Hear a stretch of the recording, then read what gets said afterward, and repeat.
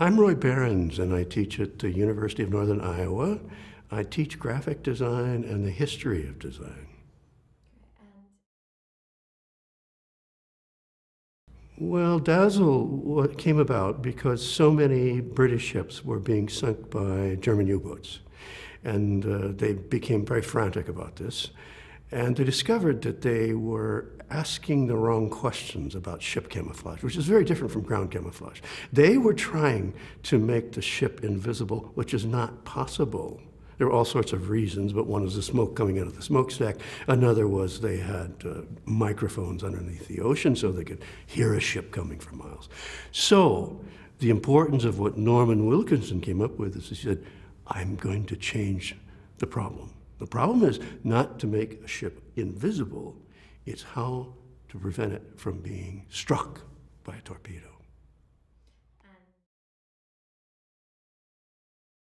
Yes, Dazzle did that, and the way it did it is very simple, actually. It abandoned the notion of background matching, figure ground blending, because you couldn't control the background in the sea. And instead, it adopted and focused on another very important principle in human perception, which is that a thing to be seen as a whole, single thing, has to have continuity.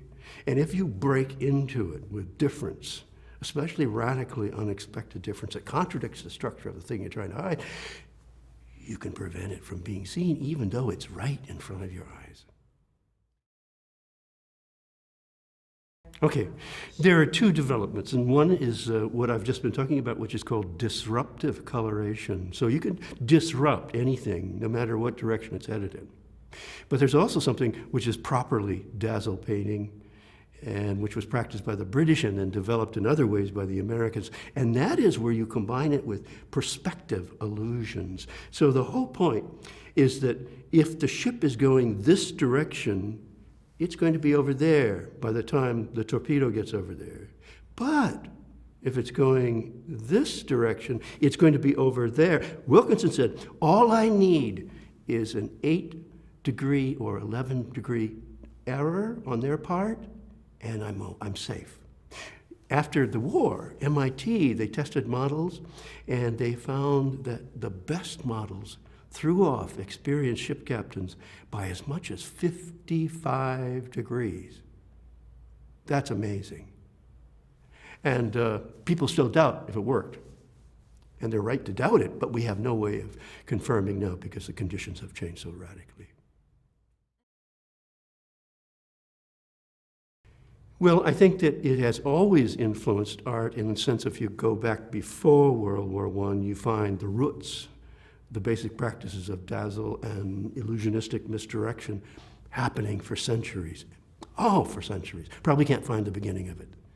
So, but when it became a policy in World War I, the British public and the American public, and I know this because from tracing down newspaper articles in archival newspapers, they became just crazy about it. And they began to make songs about it and plays, and they had dazzle dances and dazzle clothing and dazzle bathing suits.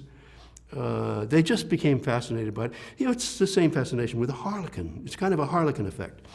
And then it went away for a long time. And when I wrote a book in 1981, my first book, don't look for it, it's terrible. When I wrote my first book, no one was interested in it. And then, I don't know why, but gradually now I can't stop answering the telephone because so many people are interested in it. Or if you go on the internet, it's all over the place. And I'm not sure why that has happened. Well, there was always that debate, and there were lots of debates during World War I between artists and scientists and who should design the camouflage. And there was resentment from American scientists because they felt Norman Wilkinson's an artist. What does he know? And then there were other people who said, well, still, it's not disruption, or dazzle, it's invisibility. You know, and some of the physicists and optical physiologists were testing models for visibility. So it was never decided, and then within the dazzle section, it was never quite decided because Were architects the better camoufleurs? Well, they were certainly the better administrators of leading a group. Were they artists, or did the artists get too eccentric and individualistic and do crazy things that had no scientific basis? Well, sometimes it happened. So it essentially ended up in the US of having two units. One was at Eastman Kodak in Rochester, New York, scientists, low visibility. The other one was in Washington, D.C. at the Navy headquarters.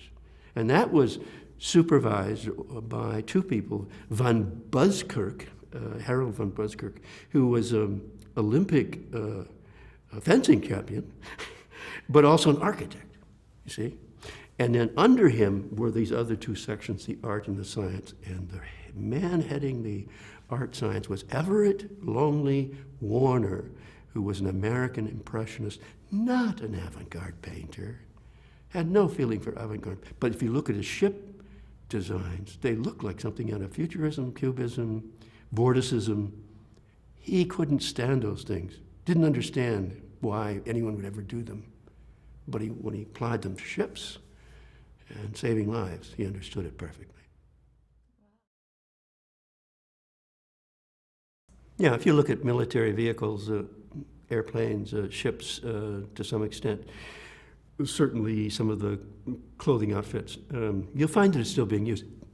But it might be disruption that's being used, not so much misdirection in terms of perspective and all of that, though some of that's involved in it. It's not used as widely. Why? Well, because camouflage always exists and develops in company with the development of technology and methods of vision. And as vision changes, that's the person surveilling you, right? You have to change. And if you don't, then you aren't addressing the camouflage problem.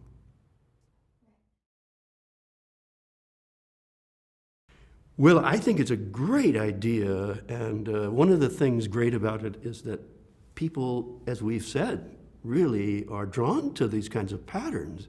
And so this is a wonderful way to involve people in the memory of World War I, just the most awful war, but yet it was interesting because it came at the end, or near the end of the Industrial Revolution, so-called, and it's this weird combination of mechanical killing and mechanical ornaments, and yet the forces are often Victorian and not that way particularly.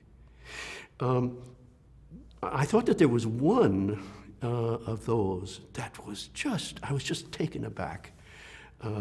And was it Kiera Phillips? I was so interested in that, and I'll tell you why. I thought it was so beautifully designed, but the other thing is, it seemed to be more in keeping with the principles that they were actually using in World War I. It wasn't just disruption. It really was and did involve this combination of perspective distortion and trying to figure out if you could fool the calculations. Yeah. Wait a minute, that was the last one. But I've got another one. Well, the U.S. camoufleurs would say that they inherited a lot of the British designs. In fact, Wilkinson brought them over, gave them to them. But then they and didn't have much time, because the war ended pretty soon after that. They began to develop more geometric-based and illusion-based, especially perspective illusion-based things. And if you look at their designs, and we have quite a few of them left. We have something like 470 where the plans have survived. You can see what they were doing. And those were the ones at MIT that were most successful in terms of probably working most effectively. Oh, sure you don't have a last question there? Oh, I've had that trick. Pull me on.